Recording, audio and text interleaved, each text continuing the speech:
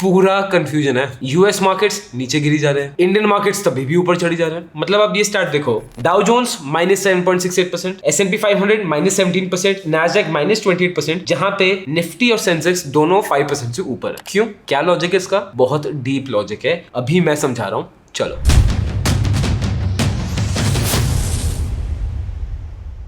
Hi guys, my name is Harsh Goyal. I am an investor trainer and mentor in stock markets और आपकी problem का solution आज ही होगा because आसान शब्दों में आपको सब समझ आने वाला है। बट दोस्तों, मेरी भी एक प्रॉब्लम है कि इतने सारे लोग वीडियो देखते हैं हमारी, बट इतने सारे लोगों ने सब्सक्राइब ही नहीं कर रखा। आपकी ग्रोथ मेरी रिस्पॉन्सिबिलिटी है, मेरी ग्रोथ आपके ऊपर है। तो प्लीज थोड़ा सा वीडियो को मिनिमाइज करो, स्क्रॉल अप करो, सब्सक्राइब बटन और लाइक बटन अभी दबा दो, हमें बहुत हेल्प मिलती है। अरे भाई, भारी समझ के बोल रहा हूँ यार, बुरा लगता है भाई, आप लोग भी जानते हो यार।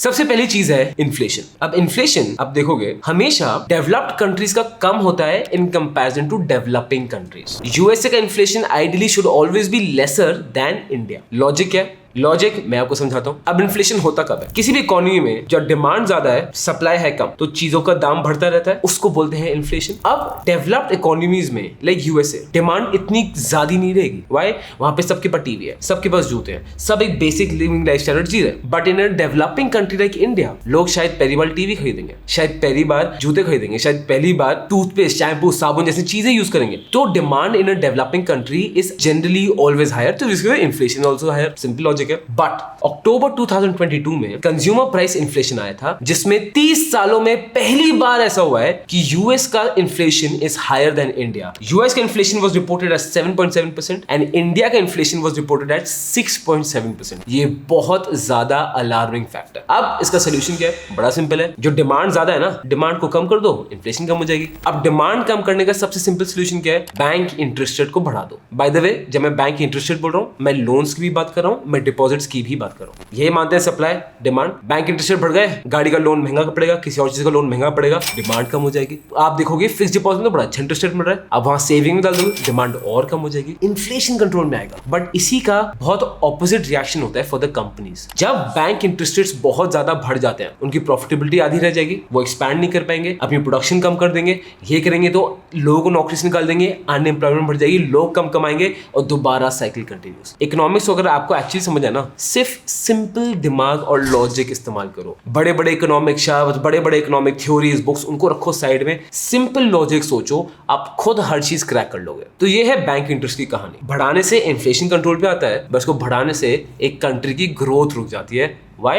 Because कंपनीज का नुकसान होना शुरू हो जाता है। तो it has to be a balance. ठीक है, अब इंडिया में इन्फ्लेशन है कम, तो बैंक इंटरेस्ट इतने बढ़ाने की जरूरत है ही नहीं। जो इंडियन सरकार ने बैंक इंटरेस्ट बढ़ाया था वो था 0.50% से, जबकि यूएस सरकार को वो बढ़ाना पड़ गया बाय 0.75%। और आपको लग रहा है वो शायद 0.25% से क्या डिफरेंस पड़ता है? बहुत बड़ा डिफरेंस पड़ता है, because of which US companies are not doing well, because of which the US markets are coming down. Second चीज हम बात करते हैं अर्निंग्स की। ठीक है, अब अगर मैं यूएसए के स्टार्ट देखता हूं, यूएस का जो ग्रोथ रेट है of quarter 3 of 2022 is at 2.2%। जो एक्सपेक्टेड था वो था 2.6%, ये उससे भी कम है। यूएसए की 5 ईयर एवरेज अर्निंग ग्रोथ 14.6% थी, उससे तो बहुत कम है। जो उनकी 10 ईयर एवरेज अर्निंग्स ग्रोथ थी ऑफ 8.8%, उससे भी कम है। As a matter of fact, लोग तो ये भी प्रेडिक्ट कर रहे हैं जो उनका अगला क्वार्टर होगा यूएस का Q4 ऑफ 2022, उसमें earnings would decrease even more. It's a very scary situation to be in. अब बात करते हैं हम हिंदुस्तान की। अगर मैं क्वार्टर देखूंगा, we were 4.5% up. Year on year देखूंगा,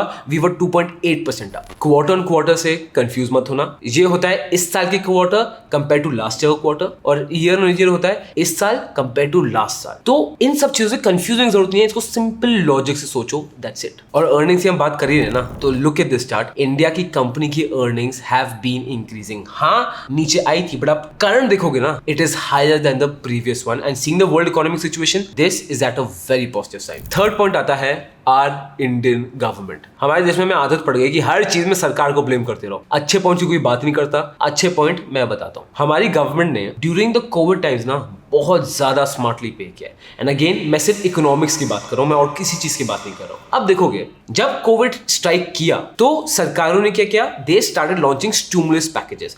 मतलब इकोनॉमी एकदम क्रैश कर दी तो इकोनॉमी के अंदर पैसा भर दिया। क्यों? दोबारा डिमांड सप्लाई समझते हैं। ये था डिमांड सप्लाई। जब कोविड हुआ, demand started dropping because unemployment बढ़ गई थी, अनसर्टेनिटी बढ़ गई थी, बहुत खराब हालत थी, बिजनेसेस फेल हो रहे थे। तो इसको ऊपर करने के लिए सरकार ने इकोनॉमी में पैसा डालना शुरू कर दिया सो दैट डिमांड बढ़े, क्योंकि अगर डिमांड खत्म हो गई तो फैक्ट्रीज भी बंद हो जाएंगी, सप्लाई साइड भी खत्म हो जाएगी। सो डिमांड को स्ट्रॉन्ग रखना बहुत जरूरी होता है, ठीक है। इसको बोलते हैं स्टिमुलस पैकेजेस, क्वांटिटेटिव ईजिंग, कुछ भी बड़ा इकोनॉमिक्स का शब्द लगा दो, लॉजिक आप समझ गए ना, बस बहुत है। अब इस सिचुएशन में यूएस सरकार ने क्या किया? यूएस सरकार डायरेक्टली कैश देने लग गई लोगों के बैंक अकाउंट्स में, डायरेक्ट कैश। मतलब जस्ट इमेजिन यार, अगर भारत सरकार हमें भी हमारे बैंक अकाउंट में पैसे दे तो मजा तो लग ही आएगा, क्यों? मतलब to give you an estimate, more than $1 trillion went into the personal bank accounts through direct stimulus payments. मतलब $1 ट्रिलियन से ज्यादा पैसे गए हैं लोगों के पास, जो भी रिक्वायर्ड थे, जो भी नीडी थे, अकॉर्डिंग टू गवर्नमेंट के रेगुलेशन हिसाब से पैसे गए हैं उनके बैंक अकाउंट में। अप्रैल 2020 में पर पर्सन में बात कर रहा हूं, $1200 दिए गए थे। फिर दिसंबर 2020 या जैन 2021 में $600 दिए थे,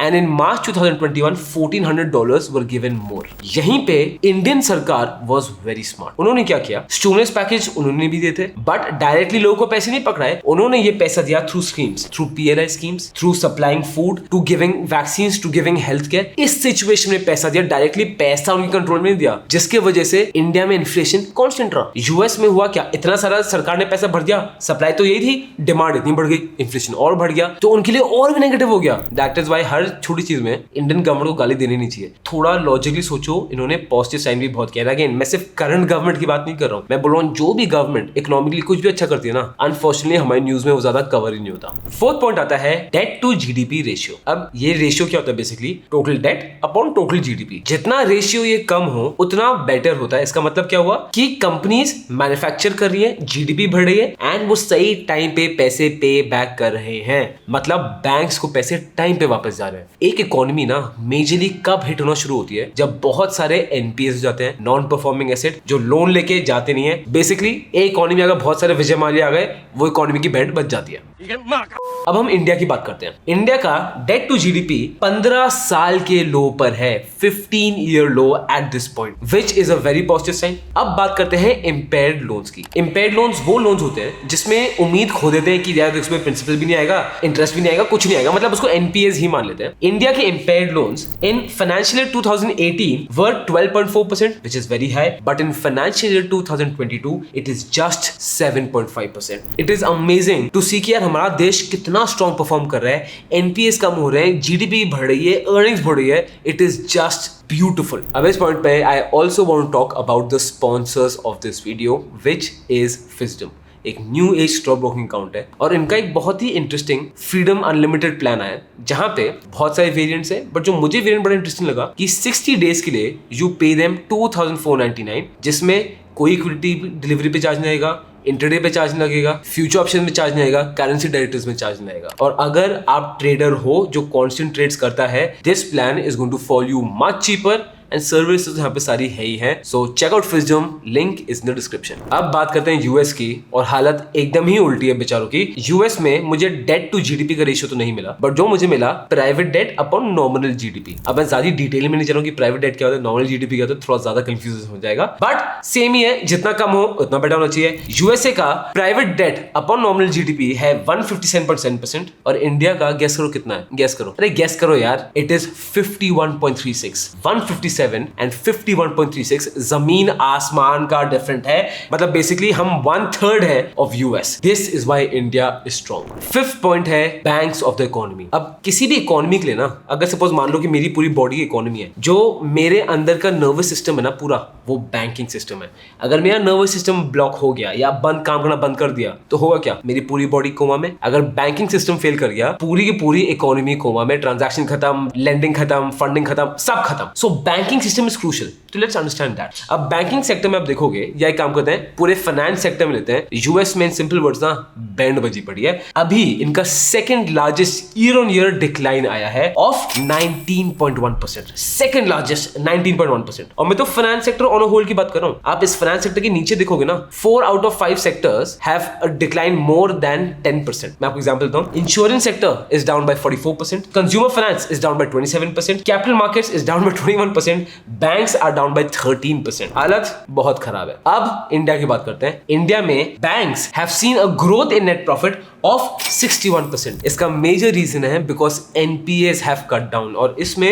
रिजर्व बैंक ऑफ इंडिया ने बहुत मेजर, क्रूशियल और क्रिटिकल रोल प्ले किया है for India to combat this situation. So बात का तात्पर्य ये है दोस्त, जो आपको लग रहा है ना, अरे यूएस तो आगे है, यूएस की कंपनीज बेटर है, हर चीज में यूएस बेटर है, अब वो टाइम चेंज हो रहा है। ये वो टाइम है जब यूएस इंडिया को देखेगा कि इंडिया बेटर है। हम उस टाइम पे जा रहे हैं कि इंडिया यूएस रिलेशंस नहीं, उल्टा होगा, US would want to make relations with India. And if you want to know कि यार हर्ष सेंसेक्स या कभी 1 लाख पहुंचेगा, मैंने वीडियो नहीं जहां मैं आपको बता रहा हूं सेंसेक्स 1 लाख तो पहुंचेगा ही पहुंचेगा, बट कब और क्यों, चेक इट आउट।